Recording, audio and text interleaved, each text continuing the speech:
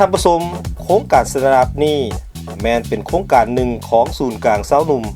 ประชาชนปฏิวัติลาวของพวกเขาที่กำลังเติบโตขึ้นซึ่งก็แม่นความคิดของสาวหนุ่มที่จะสามารถจุดประกายความใฝ่ฝันของพวกเขาผ่านในสังคมและประเทศชาติอีกอย่างหนึ่งแม่นขอบเขตบรรดาประเทศอ้อมข้างก็มีแล้วและก็ได้สร้างสตาร์ทอัพที่เป็นสาวหนุ่มนั่นเองท่านผู้ชม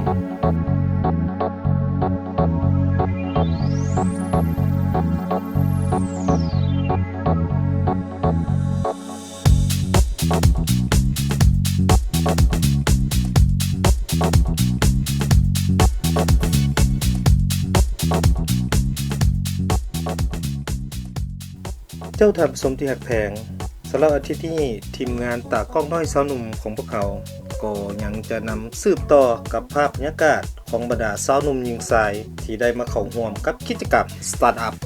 หรืออาจจะว่าการริเริ่มการสร้างธุรกิจใหม่ในช่องทางใดหนึ่งการเรียนรู้หลักการของการดำเนินธุรกิจก็ถือว่ามีความสำคัญหลาย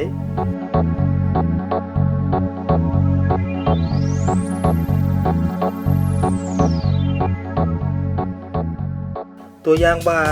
จะเปิดห้านขายเครื่องแห้งหรือส่งออกบ่แม่นว่ามีเครื่องแล้วจะเปิดได้เลยท่านผู้ชมในขั้นตอนการคิดธุรกิจนั้นก็จะต้องมีบรรดาเอกสารหรือทุนหมุนเวียนอาจจะเป็นหลักทรัพย์ในการดำเนินงานในนั้นก็จะมีการเสียอากรและอื่นๆที่เขาจะต้องได้กักเกี่ยมไว้เพื่อดำเนินธุรกิจ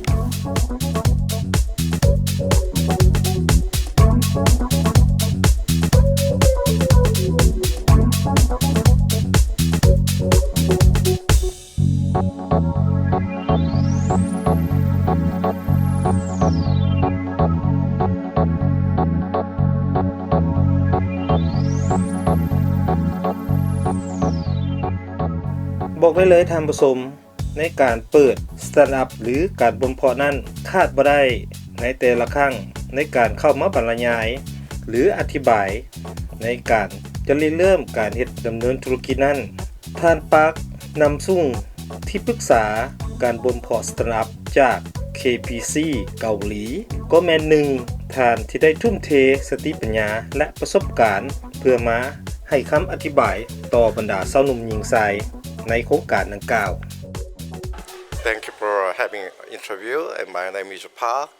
who comes from the Korea. I have involved อิงใส่ประสบการณ์ของข้าพเจ้าแล้วที่เป็นผู้เชี่ยวชาญให้คำปรึกษาทางด้านในโครงข่ายธุรกิจสตาร์ทอัพในหลายประเทศในทั่วโลกในนั้นรวมทั้งประเทศเกาหลีที่มีบริษัทสตาร์ทอัพหลายหมื่นบริษัทอยู่ในขั้นตอนวิวัฒนาการข้าพเจ้าคิดว่า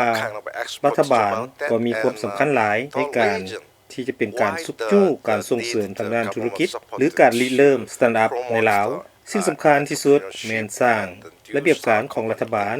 ที่จะสุกจู้กระบวนการสร้างสตาร์ทอัพให้ไปตามแนวทางเป้าหมายที่ถูกต้องของรัฐบาลเป็นต้นก็แม่นการสร้างนโยบายทางด้านภาษีอากรการดำเนินธุรกิจสตาร์ทอัพของชาวหนุ่มรัฐบาลควรสร้างองค์การจัดตั้งใดหนึ่งที่ดำเนินการสปอร์ตสตาร์ทอัพซึ่งในนั้นจะประกอบมีฝ่ายรัฐบาลและเอกชนจากจุดนี้จะเป็นจุดที่ดึงดูดที่จะก่อให้เกิดธุรกิจสตาร์ทอัพหลายขึ้นอีกสิ่งหนึ่งที่สำคัญแม้นพวกเขาควรศึกษาตัวอย่างของบริษัทสตาร์ทอัพที่ประสบผลสำเร็จและสามารถพัฒนาเศรษฐกิจมีท่าดีขึ้นอย่างชัดเจนวิธีนี้จะเฮ็ดให้ชาวหนุ่มมีโอกาสได้ศึกษาตัวจริงบนเส้นทางการกระบวนการการพัฒนาสตาร์ทอัพของพวกเขาเองก้าวเข้าสู่ผลสำเร็จและสิ่งสำคัญจะได้เฮ็ดให้เขาเจ้าเรียนรู้กระบวนการสร้างธุรกิจสตาร์ทอัพบ่เพียงแต่เป็นการหาเงินได้แนวเดียวแต่ยังจะเป็นการปรับปรุงสังคมให้ดีขึ้นอีกสิ่งที่มีคุณค่าหลายกว่านั้นรัฐบาลสามารถนำกระบวนการนี้มาพัฒนาชาวหนุ่มในสังคมให้มีสิ่งใหม่ๆเกิดขึ้นและกระบวนการดังกล่าวนั้นจะเอิ้นว่าระบบนิเวศพัฒนาเศรษฐกิจสตาร์ทอัพอีกประเด็นหนึ่งที่สำคัญของข้าพเจ้าคิดว่าการสร้างการบ่มเพาะธุรกิจสตาร์ทอัพนี้และมันก็ยังจะสร้างความหมายในการค้นคว้าการลงทุนใส่สตาร์ทอัพ ซึ่งจะเป็นแรงสุดยูจูงใจหนึ่งที่สำคัญและจะเป็นพื้นฐานที่จะสามารถเต้าโหมผู้ที่มีความรู้ความสามารถการบ่มเพาะธุรกิจสตาร์ทอัพภายในประเทศภาคพื้นและสากลผ่านกระบวนการดังกล่าวนั้นพวกเขายังจะสามารถได้เรียนรู้กับผู้ที่มีความสามารถในการสร้างธุรกิจสตาร์ทอัพและผู้ลงทุนใส่การสร้างธุรกิจสตาร์ทอัพในลาวให้หลายขึ้นทั้งหมดนั้นข้าพเจ้าคิดว่ามันเป็นปัจจัยหนึ่งที่สำคัญในการพัฒนาธุรกิจสตาร์ทอัพในลาวของพวกเขา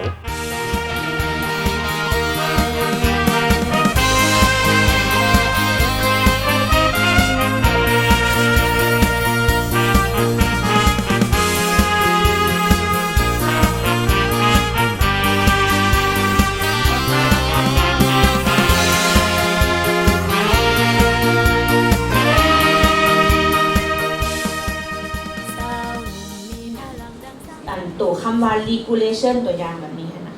เขาบ่เข้าใจเนาะเทิงเข้าใจแต่ทำท่าบ่เข้าใจว่าตอนนี้อยากให้พวกเจ้าเขียนออกมาเนาะแล้วอาจจะเข้าใจว่าอุปสรรคเนาะตัวอย่างว่าอุปสรรคแมนอุปสรรคของ regulation หมายถึงระเบียบหรือว่านโยบายของการเลี้ยงสัตว์แม่นบ่เนาะอันนี้ยังบ่ทันมีอยู่ในประเทศลาวบ่หรือว่ามันเป็นอุปสรรคแนวใดในเรื่องนโยบายหรือเรื่องกฎระเบียบเรื่องหลักการอีหยังต่างๆคำว่าเทคโนโลยีเด้เป็นอย่างจังค่อยเขียนคำว่าเทคโนโลยีอุปสรรคด้านเทคโนโลยีหมายถึงอีหยังเนาะอุปสรรคของ economic factor หมายถึงอีหยังเขียนเป็นประโยคออกมาเนาะให้มันเข้าใจกว่านี้หลายขึ้นบัดนี้สำหรับการพัฒนาโปรโตไทป์อยู่ในนี่นะมันอาจจะมีอีกแบบอันอื่นอีกก็แล้วแต่ว่าในนี้อาจารย์จะมาแนะนำวิธีลักๆให้พวกน้องเนาะในการออกแบบในมื้อนี้เนาะเว้าเรื่องของการออกแบบโปรโตไทป์ที่2แบบเนาะอันที่1ก็จะเอิ้นว่าเป็นlow fidelity หมายความว่าเป็นการออกแบบที่สิว่าจังได๋บ่คือจริงปานใดว่าซั่นซะเนาะบ่คือจริงปานใดซึ่งว่าตัวนี้เขาเจ้าจะใช้วิธีการออกแบบเป็นแบบ paper prototype paper prototype หมายถึงว่าเราจะมาเขียนต้นแบบหรือว่าโมเดลของเราลงในเจียบอนเนาะเพราะว่าอย่างตัวนี้เนาะมันจะมีข้อดีอยู่ว่าเรานะสามารถสร้างโปรโตไทป์ด้วยเวลาอันสั้นๆและกับบ่สิ้นเปลืองทรัพยากรสมมุติว่าเราไปในเขตสมมุติเนาะผู้น้องไปเขตชนบทไปสำรวจเอาข้อมูลจริงผัดบ่มีอุปกรณ์อิเล็กทรอนิกส์มันบ่อำนวยความสะดวกในแถวนั้นแล้ววันนี้น้องนี่สิไปนำเสนอให้ลูกค้าแถวนั้นน่ะให้ท่านไหนวิธีใดดีเนาะก็เจ้าสิเข้าใจไอเดียว่าข่อยอยากมาสร้างแอปนี่นะซอฟต์เจียขึ้นมาเลยนี่เนาะอันนี้เป็นวิธีนึงแหละที่มันง่ายซอฟต์เจียขึ้นมาแต้มโปรโตไทป์นั้นขึ้นมาเลยเนาะอาจจะแต้มรูปร่างหน้าตาประมาณนั้นเนาะค่ะตกแต่งเนาะค่ะตกแต่งนะเฮาก็ตัด5ปีคือกันเนาะเอาตัวเลขกลมๆเนาะตัดถึงปีละ175เหรียญสรุปเอาตัดค่าโดยเฮียนเนาะตัวสีเหลืองเนาะปีนึง775เหรียญนะเอาตัดค่าโดยเฮียนปีนึงโอเคตัวนี้พอได้เนาะค่าโดยเฮียนท่านผู้ชมที่ฮักแพงโครงการสตาร์ทอัพนี่แม่นการร่วมมือของศูนย์กลางสาวหนุ่มประชาชนปฏิบัติลาวของพวกเขาในนั้นก็มีบริษัทสุรเทคลาวบริษัท KPC บริษัท IBS ลาวซึ่งเป็นโครงการส่งเสริมการสร้างความสามารถทางด้าน IT ให้กับสาวหนุ่มลาวและทั้งเป็นการบ่มเพาะธุรกิจสตาร์ทอัพท่านนางโซฮีปักที่ปรึกษาบ่มเพาะธุรกิจสตาร์ทอัพสากล KPC ได้ให้สัมภาษณ์กับพวกเขาที่ได้มาขึ้นเป็นนักวิทยากรสตาร์ทอัพครั้งที่3นี้สบายดี My name is สบายดีข่อยชื่อว่า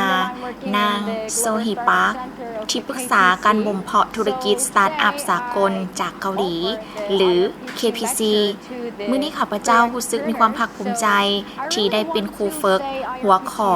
วิธีการนำเสนอข้อมูลธุรกิจสตาร์ทอัพต่อกับผู้ให้ทุนหรือ IR Pitching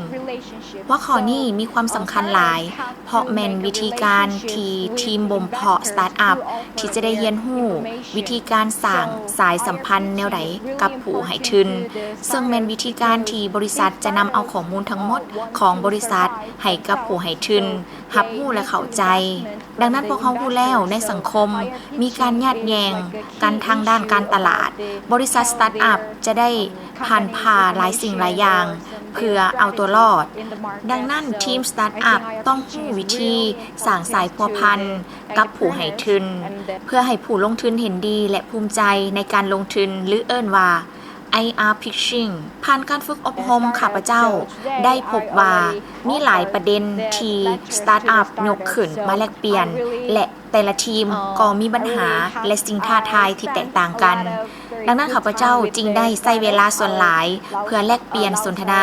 กับแต่ละทีมสตาร์ทอัพเพื่อซอกวิธีการที่ดีที่สุดขอขอบใจหลายๆ